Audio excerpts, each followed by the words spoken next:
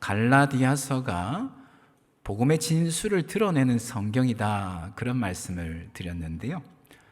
그러면서 앞에서 그런 이야기를 했습니다. 우리는 복음을 아는 데 그쳐서는 안 되고 복음을 사는 데까지 나아가야 된다, 그런 말씀을 드렸습니다. 우리의 삶은 복음에 합당한 삶이 되어야 된다라고 하는 것이죠. 근데 여기 한 가지 더 추가하고 싶은 것이 있습니다. 그것은 우리의 사역 또한 마찬가지다라고 하는 것이죠. 우리가 행하는 모든 사역 또한 복음에 합당한 사역이 되어야 된다라고 하는 것이죠. 여러분, 예수님 믿는 사람이면 누구나 다 사역자입니다.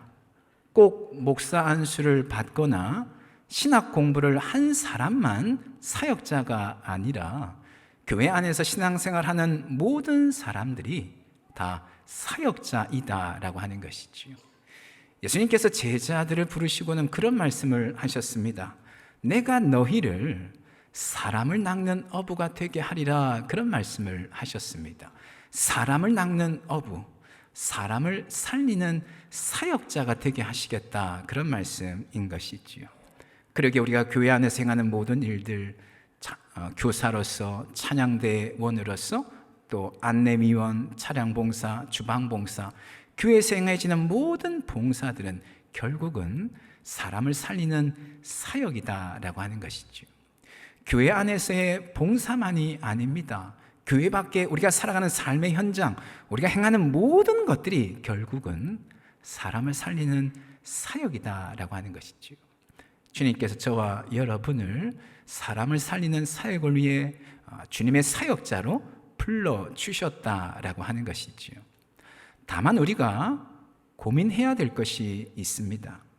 그것은 우리의 사역이 어떻게 하면 복음의 원리에 근거한 그런 사역이 될 수 있겠는가라고 하는 고민인 것이죠. 복음으로 우리가 사역자가 되었으니 어떠한 사역이 복음에 합당한 사역인가라고 하는 것을 고민해야 된다라고 하는 것이죠. 그래서 오늘과 다음 주 2주간에 걸쳐서 어떠한 사역이 복음에 합당한 사역인가라고 하는 것을 살펴보도록 할 텐데요. 오늘은 두 가지를 좀 나누기를 원합니다. 첫 번째로 복음에 합당한 사역이란 어떤 사람이든 수용할 수 있어야 된다라고 하는 것이지요. 누구든지 수용하고 받아들일 수 있어야 된다라고 하는 것입니다. 어떠한 문화, 어떠한 관습, 어떠한 스타일의 사람일지라도 기꺼이 수용할 수 있는 넓은 마음이 있어야 된다라고 하는 것입니다. 본문 12절에서 바울이 이런 이야기를 합니다. 형제들아, 내가 너희와 같이 되었은즉, 이런 말씀을 합니다. 바울이 갈라디아 교회 성도들과 같이 되었다, 그런 말씀인 것이죠. 바울은 유대인이었습니다. 그것도 아주 철저한 바리새파 유대인이었습니다. 누구보다 율법과 조상들의 전통을 고수하려고 하는 열심이 아주 강했습니다. 그래서 이 열심 때문에 누가 바울에게 시키지도 않았는데 바울은 그리스도인들을 박해하는 일에 앞장서기까지 했었죠. 하지만 예수님 만나고 난 이후에 바울은 유대인으로서의 모든 특권과 정체성을 다 내려놓았습니다. 유대인이지만 이방인과 똑같이 행했다는 것이죠. 왜냐하면 이방인들을 구원으로 인도하기 위하여서 유대인으로서의 특권과 정체성을 다 내려놓고 이방인과 똑같이 되었다라고 하는 것입니다. 고린도전서 9장 21절에서 바울이 이렇게 고백을 하고 있습니다. 율법 없는 자에게는, 율법 없는 이방인들에게 바울이 어떻게 그들을 대하였는가 하니까 그 뒤에 보면 내가 하나님께는 율법 없는 자가 아니요 도리어 그리스도의 율법 아래에 있는 자이나. 바울은 율법을 중요하게 여겼고 율법을 지키려고 애를 썼던 사람이다라고 하는 것이죠. 하지만 율법 없는 이방인들을 만났을 때 어떻게 대하였는가? 율법 없는 자와 같이 된 것은 그들과 똑같이 되었다는 것이지요. 그 이유가 무엇인가 하면 율법 없는 자들 뭐 하고자 함이라? 얻고자 함이라 이렇게 말씀을 하죠. 율법 없는 이방인들을 구원으로 인도하기 위하여서 바울이 친히 이방인들과 똑같이 되었다, 그런 말씀인 것이죠. 물론 그 반대도 마찬가지입니다. 바울은 유대인들을 구원으로 인도하기 위해서는 한편으로는 유대인들과 같이 행했습니다. 그런 것처럼 복음에 합당한 사역이란 넓은 수용성을 지닌다라고 하는 것이죠. 어떠한 문화이든지 어떠한 관습이든지 어떠한 스타일의 사람이든지 기꺼이 수용할 줄 안다라고 하는 것이죠. 하지만 여러분, 사실 이것은 쉽지 않은 일입니다. 나와 다른 문화, 나와 다른 관습을 받아들인다라고 하는 것, 그래서 나와 다른 사람과 같이 된다라고 하는 것, 결코 쉽지 않은 일이다라고 하는 것이지요. 왜냐하면 나와 다른 문화를 받아들인다라고 하는 것은 다른 말로 하면 나를 포기하고 나를 부정한다라고 하는 그런 의미를 지니기 때문에 그렇습니다. 수십 년 동안 살면서 몸에 배워왔던 아주 익숙한 나의 문화와 나의 관습을 포기하고 내려놓는다, 그런 의미이기 때문에 그렇다는 것이지요.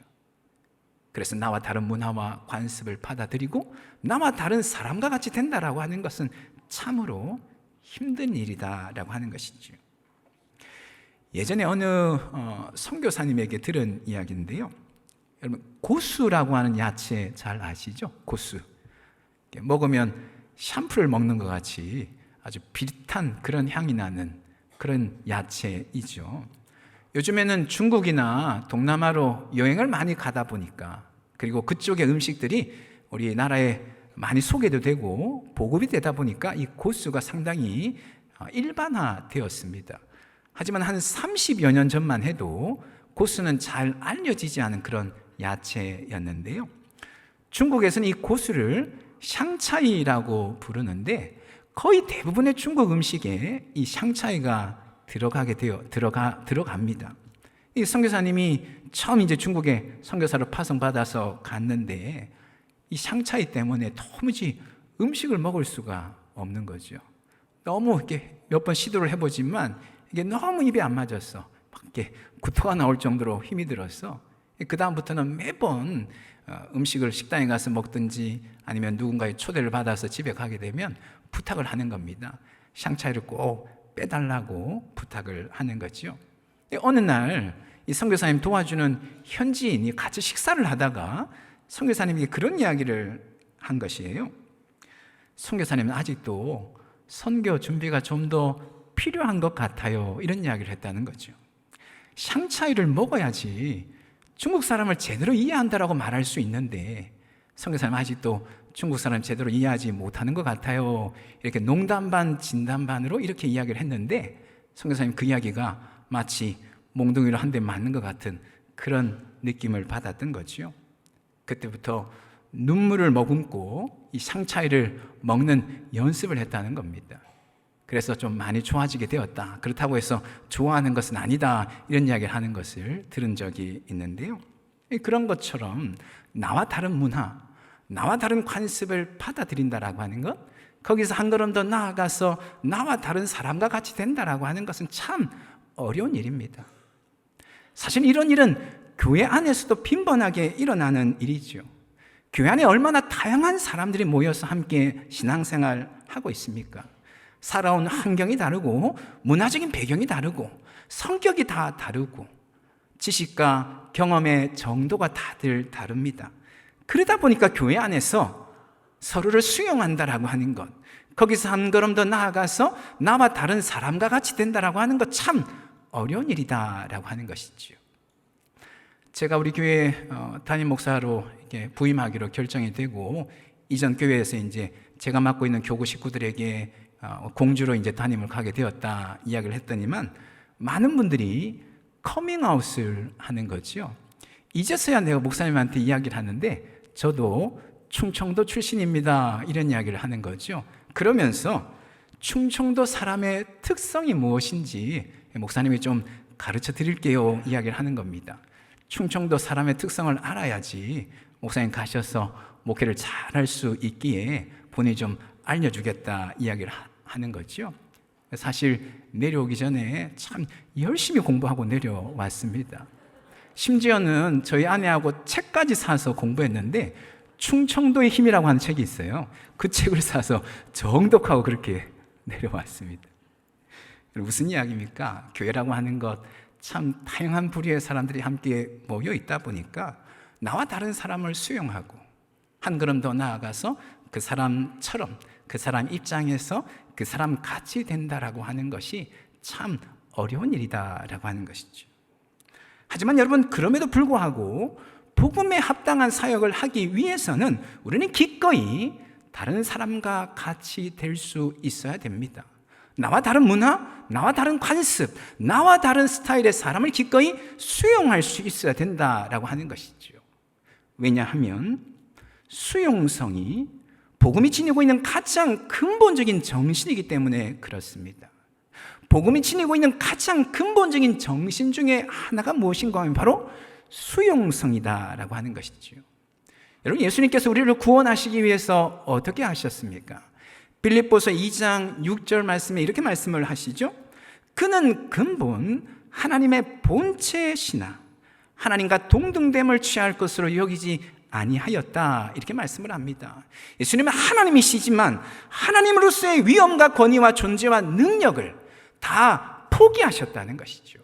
그리고는 어떻게 하셨는가? 그 다음 7절 말씀에 보니까 오히려 자기를 비워 종의 형체를 가지사 누구와 같이 되셨다고요? 사람들과 같이 되셨다, 이렇게 말씀을 하고 있습니다. 하나님으로서의 모든 위엄과 권위와 존재와 능력, 영광을 포기하시고 사람들과 같이 예수님께서 친히 대심으로 말미암아 저와 여러분의 구원이 가능해졌다, 이런 말씀을 하고 있는 것이죠. 자기를 비워 종의 형체를 가지사 사람들과 같이 되셨으니 바로 이 수용성이 복음의 가장 근본적인 정신이 된다라고 하는 것이죠. 그러기에 우리는 기꺼이 나와 다른 사람, 그 사람과 같아질 수 있도록 그 사람의 입장에서 그 사람 같이 되고자 애를 써야 될 것입니다. 나와 다른 문화, 나와 다른 관습, 나와 다른 스타일의 사람을 기꺼이 수용할 수 있어야 된다라고 하는 것이죠. 그런데 여러분, 나와 다른 사람과 같이 되기 위해서는 우리에게 필요한 덕목이 있습니다. 두 가지의 덕목이 꼭 필요한데 그것은 뭐냐 하면 겸손과 존중이라고 하는 그런 덕목입니다. 겸손과 존중이 우리에게 있어야 된다는 것이죠. 결코 내 것이 더 우월하지 않다라고 하는 겸손, 내 생각, 내가 행하는 것이 더 우월하지 않다라고 하는 겸손함이 있어야 됩니다. 뿐만 아니라 상대방의 것이 무엇이든지 존중할 줄 알아야 됩니다. 만일 그러지 않고 내 것이 더 우월하다고 생각을 하거나 상대방의 것을 하찮게 여긴다라고 한다면 나와 다른 사람을 수용하거나 그 사람같이 되는 일은 참으로 요원한 일이 될 수밖에 없습니다. 사랑하는 여러분, 바라옵기는 겸손과 존중이 저와 여러분 가운데 있기를 주님의 이름으로 축원합니다. 내 것이 결코 더 우월하지 않다고 하는 그 겸손함, 상대방의 것이 다른 사람의 것이 무엇이든지 간에 존중하고자 하는 그런 마음이 우리 가운데 있기를 원합니다. 그래서 가는 곳마다 또 만나는 심령들마다 복음의 생명력을 흘려보내는 주님의 귀한 도구요, 주님의 귀한 사역자들이 다 될 수 있기를 예수님의 이름으로 축원합니다. 또 하나 더, 복음의 원리에 합당한 사역이란 본이 되는 사역이다, 이렇게 말씀을 합니다. 본이 되어야 된다라고 하는 것이죠. 12절 말씀 다시 한번 보시면요, 형제들아 내가 너희와 같이 되었은즉 너희도 나와 같이 되기를 구하노라, 이런 말씀을 합니다. 너희도, 갈라디아 교회 성도들이 나와 같이, 바울과 같이 되기를 원한다라고 하는 것이지요. 갈라디아 교회 성도들이 바울에게 본받기를 원한다, 이런 말을 하고 있습니다. 복음에 합당한 사역이란 다른 사람에게 본이 되는 사역이다라고 하는 것이죠. 그것을 달리 말하면 복음에 합당한 사역은 단지 말로만 이루어지는 사역이 아니라는 것입니다. 말로만 이루어지는 것이 아니고 삶이 전제되고 삶이 전수되는 사역이다, 그런 말씀을 하고 있는 것이죠. 여러분, 복음은 삶을 변화시키는 것을 목표로 합니다. 복음은 단순한 지식이나 정보나 논리가 아닙니다. 물론 그런 측면도 필요하죠. 지식과 논리와 정보가 있어야 하지만 다른 사람들에게 복음이 무엇인지 가르치고 설명해 줄 수 있습니다. 하지만 그때의 지식과 논리와 정보는 반드시 삶을 전제로 한다라고 하는 것이죠.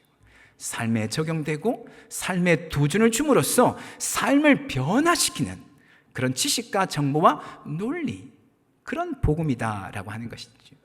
그러기에 복음을 받아들이는 사람들에게는 반드시 놀라운 변화가 일어나기 마련인 것이죠.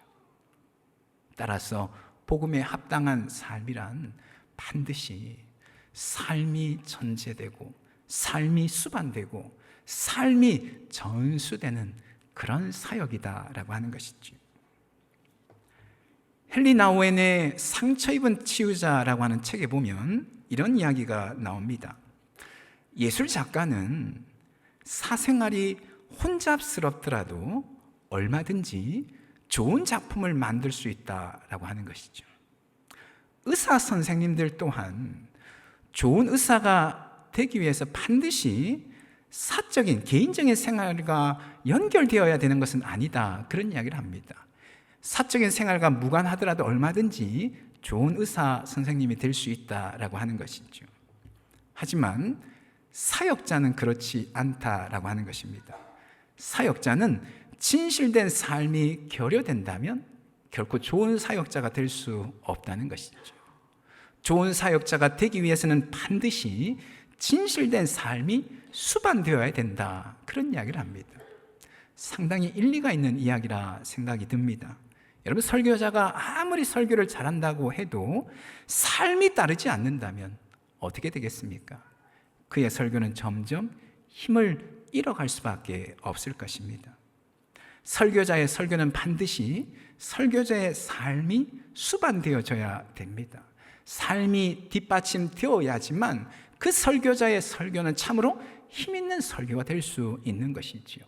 비록 완벽하지 못할지라도 설교한 대로 살려고 몸부림칠 때에 비로소 힘있는 설교가 될 수 있다라고 하는 것이지요.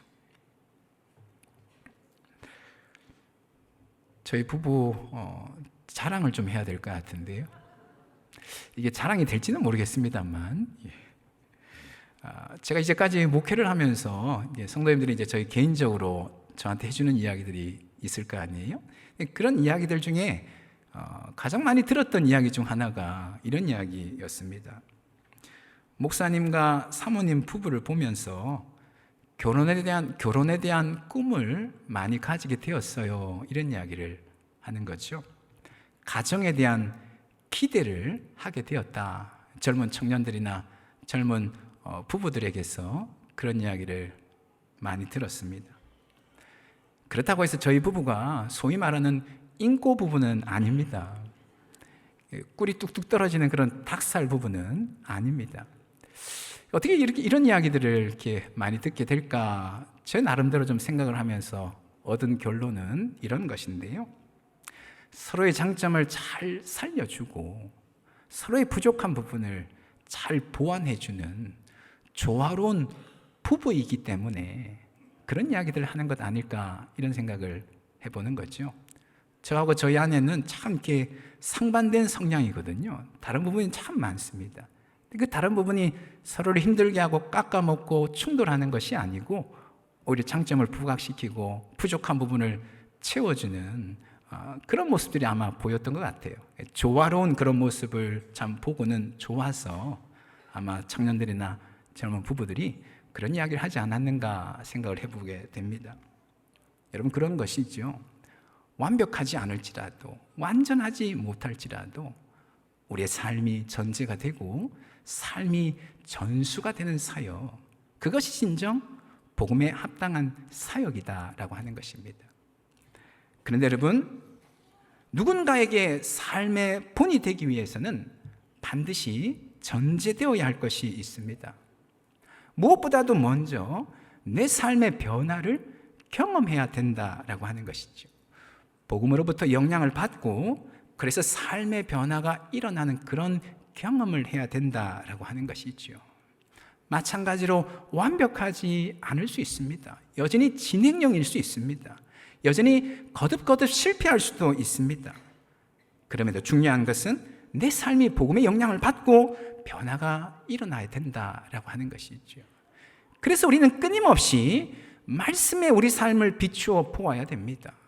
말씀 안에서 삶의 길을 찾으려고 애를 쓰고 말씀으로 내 삶을 해석하고 말씀으로 내 삶을 평가하는 일들을 끊임없이 해야 됩니다. 내 삶이 말씀에 맞닿도록 가닿도록, 그래서 그 말씀의 영향을 받아서 변화가 일어나도록 끊임없이 노력해야 되는 것이지요. 사역자가 먼저 삶의 변화를 경험해야지만 비로소 다른 누군가에게 삶의 본이 될 수 있겠다라고 하는 것이죠. 또 하나 더 삶의 본이 되기 위해서는 우리에게 또 하나 더 필요한 것이 있는데, 투명성이라고 하는 것이 필요합니다. 투명성. 자신의 삶을 인격적으로 활짝 열어 보일 수 있는 투명성이 필요한 것이죠.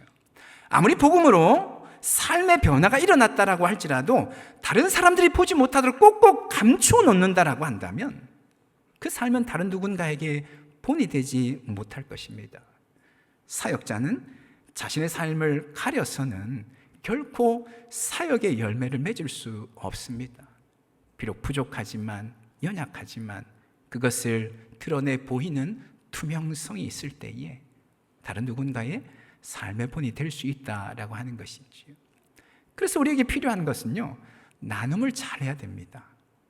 내 삶을 잘 나눌 줄 알아야 된다는 것이죠. 어떤 분들 보면 나눔을 잘 하지 않으려고 하시는 분들이 있어요. 꼭꼭 감추어 두려고 하는, 물론 여러 가지 이유가 있으시겠지만은, 그러나 사역자는 자신의 삶을 잘 오픈해야 됩니다. 하나님이 내 삶 가운데 어떤 일을 행하시고 또한 행하고 계시는지, 물론 좋은 일들뿐만 아니라 좋지 않은 일들, 내 안에 있는 연약한 부분들, 상처까지도 기꺼이 나눌 수 있는 그런 모습이 우리에게 있어야 된다라고 하는 것이죠. 여러분, 우리 믿는 사람들이 사람들에게 들을 수 있는 칭찬 중에 가장 큰 칭찬은 아마도 이런 칭찬이라고 생각이 드는데요, 사람들이 우리를 보고 그렇게 칭찬을 하는 겁니다.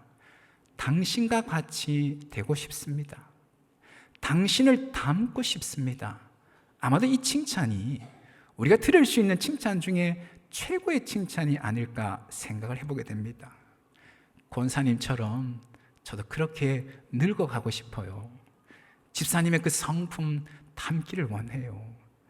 당신을 닮기를 원합니다. 당신과 같이 되고 싶습니다. 라고 하는 그 말이 우리가 들을 수 있는 최고의 칭찬이다라고 하는 것이죠.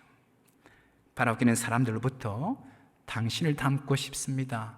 당신과 같이 되기를 원합니다. 이런 칭찬을 들으시는 저와 여러분 될 수 있기를 간절히 소망합니다. 그래서 저와 여러분을 통하여서 우리 안에서 끊임없이 우리를 빚어가시고 변화시키시는 그 주님이 날마다 증거되고 드러나는 주님의 사역자들이 다 될 수 있기를 예수님의 이름으로 축원합니다. 아멘. 기도하겠습니다.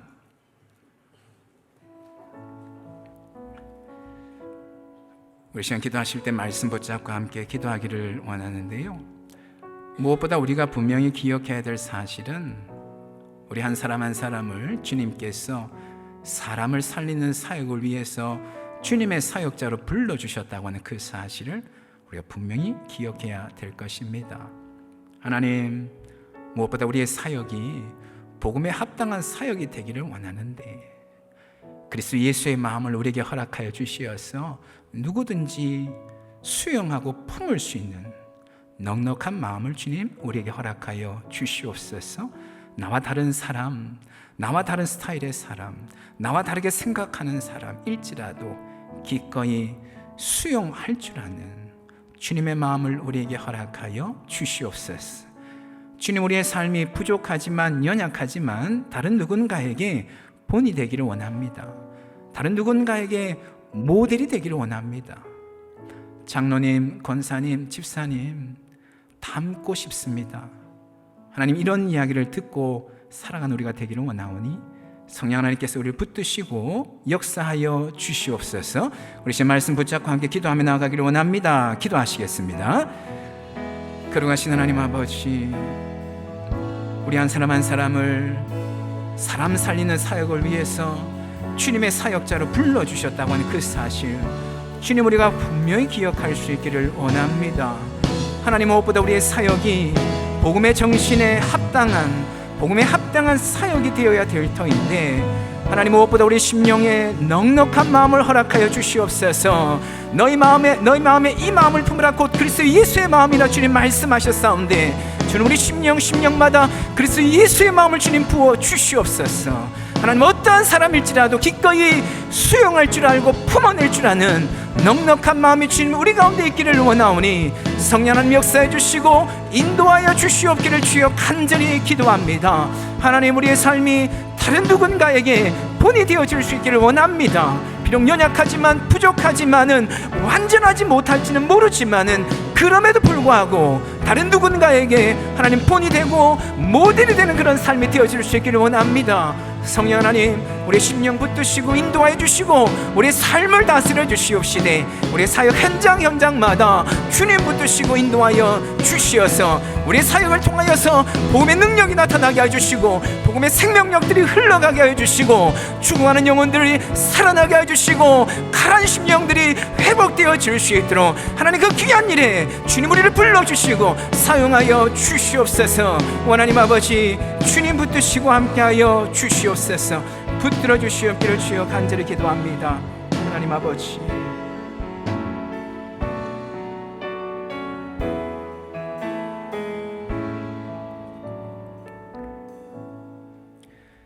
거룩하신 하나님, 무엇보다 우리 한 사람 한 사람을 사람 살리는 사역을 위해 주님의 사역자로 불러주셨다라고 하는 그 사실, 우리가 주님의 사역자입니다.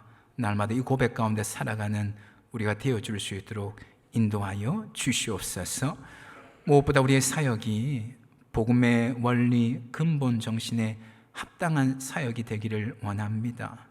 우리 마음 안에 그리스도 예수의 마음을 부어 주시옵소서.